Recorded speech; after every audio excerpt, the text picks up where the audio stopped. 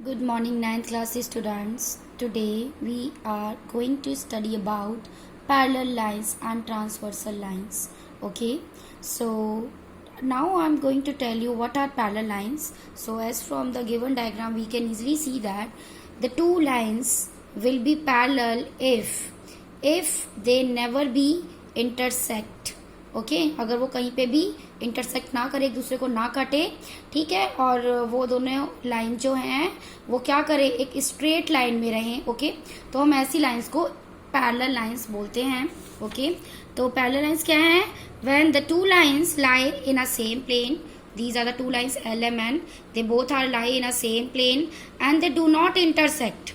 Okay, and they do not intersect each other when they produced, right? Then these are said to be parallel to each other. Okay, so we can easily say that L line is parallel to M and M line is parallel to L. Okay, इन्हें मैं कितना भी extend करती चली जाऊँ, ठीक है, तो ये दोनों कभी भी आपस में नहीं मिलेंगी. बट ध्यान रहे दोनों का बीच में डिस्टेंस जो है वो सेम रहे.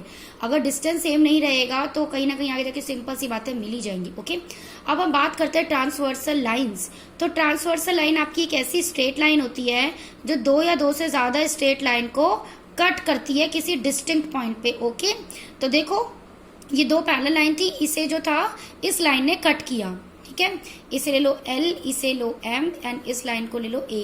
तो जो A लाइन थी इसने कट किया L और M को. ओके, तो ये हो गई आपकी ट्रांसवर्सल लाइन. तो ट्रांसवर्सल लाइन की डेफिनेशन हम बोल सकते हैं बेटा that this is the straight line which cuts two or more straight lines at a distinct point. Okay, तो आई होप आपको ट्रांसवर्सल लाइन और पैरेलल लाइन में डिफरेंस समझ में आया होगा. तो अब हम बात करते हैं, अगर ट्रांसवर्सल लाइन किसी दो पैरेलल लाइंस को कट करती है तो उनके बीच में कुछ एंगल्स बनते हैं. ओके, तो वो एंगल्स क्या होते हैं उनके बारे में मैं बताने वाली हूँ. ठीक है, तो दो पैरेलल लाइनें से एक ट्रांसवर्सल लाइन ने जब कट किया, ओके, तो आपके कौन कौन से एंगल बने? एक तो आपका एक यहाँ एंगल बनेगा, राइट, एक आपका यहाँ भी कोई एंगल बनेगा, एक यहाँ भी बनेगा, एंड देन यहाँ भी बनेगा. सिमिलरली यहाँ बनेगा, यहाँ बनेगा, यहाँ बनेगा, यहाँ बनेगा. ओके, मैंने इनको एंगल को नाम दिया है 1, okay, 2, 3, 4, right, and this is 5, ये वाला 6, ये वाला 7 and this one is your 8. आप चाहो तो थोड़ा इसका बड़ा डायग्राम बनाना. ओके, तो मैंने इन एंगल्स को दिया. ऊपर वाली L जो लाइन पे एंगल थे वो 1, 2, 3, 4 थे. M लाइन पे जो एंगल थे वो थे 5, 6, 7, 8. ओके, तो यहाँ पे करस्पॉन्डिंग एंगल्स की जब अगर हम बात करें तो एंगल 1 का करस्पॉन्डिंग एंगल कौन सा है? 5. ठीक है, यानी एक ही लाइन में, यानी दोनों तरफ देखिए, दोनों के दोनों एंगल 1 और एंगल 5 जो है वो करस्पॉन्डिंग है. करस्पॉन्डिंग एंगल आपको समझ में आ रहा होगा. ओके, और कौन कौन से हैं आपके corresponding angle? Angle 2 and 6, right, ये वाला ऊपर वाला और इस लाइन का भी ऊपर वाला 2 और 6. ठीक है, 3 ये नीचे वाला, तो इस वाली लाइन के भी नीचे वाला 3 और 7. ठीक है, L वाली लाइन का नीचे वाला एंगल 4 और इस वाली लाइन का नीचे वाला 8.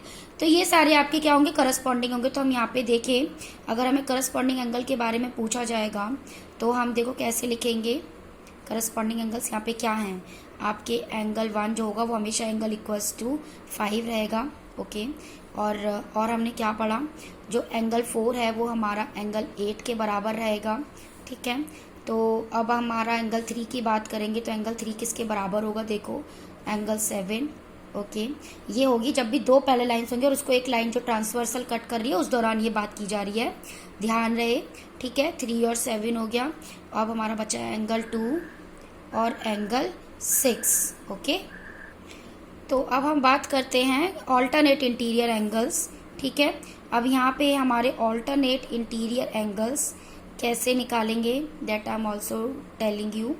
ओके, तो ऑल्टरनेट इंटीरियर एंगल्स होते हैं जो ऑल्टरनेट होते हैं और इनसाइड वाले हैं. ठीक है, तो ऑल्टरनेट एक तो एंगल 3 है, ऑल्टरनेट इसके जस्ट आपका देखो, ऑल्टरनेट इसका ऑल्टरनेट कौन सा है? 3 का 5 है. ठीक है, इधर 4 है तो इसका ऑल्टरनेट जस्ट लाइन के साइड वाला इसका जो हो जाएगा वो आपका हो जाएगा 6 हो जाएगा.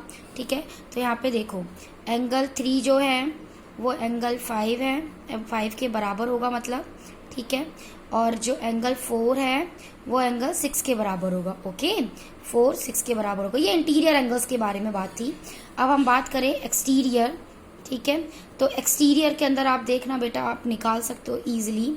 तो आपके जैसे आपने पढ़ा था एंगल 3 और एंगल 5, अब एक्सटीरियर के लिए हो जाएंगे आपके 1, ठीक है।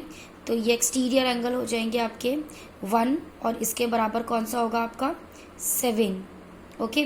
तो इस तरीके से, बट हम यहाँ पे आप बात कर रहे हैं कॉन्जिक्यूटिव इंटीरियर एंगल्स, कॉन्जिक्यूटिव लगातार जो कॉन्जिक्यूटिव इंटीरियर एंगल्स के बारे में बात करें तो ये देखो ये कौन कौन से हैं।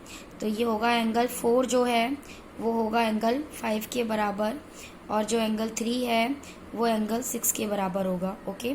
तो एंगल 4 और एंगल 5 ये आपके कॉन्जिक्यूटिव इंटीरियर एंगल से लगातार एक ही लाइन पे हैं, ठीक है, अंदर की तरफ दोनों ही, ठीक है, एक ही साइड में है, ठीक। तो ये कॉन्जिक्यूटिव हो गए, ठीक। और ये एंगल 3 जो होगा वो एंगल 6 के बराबर होगा। So here we have studied about whenever a transversal line cuts two parallel lines, then we got 3 types of angles.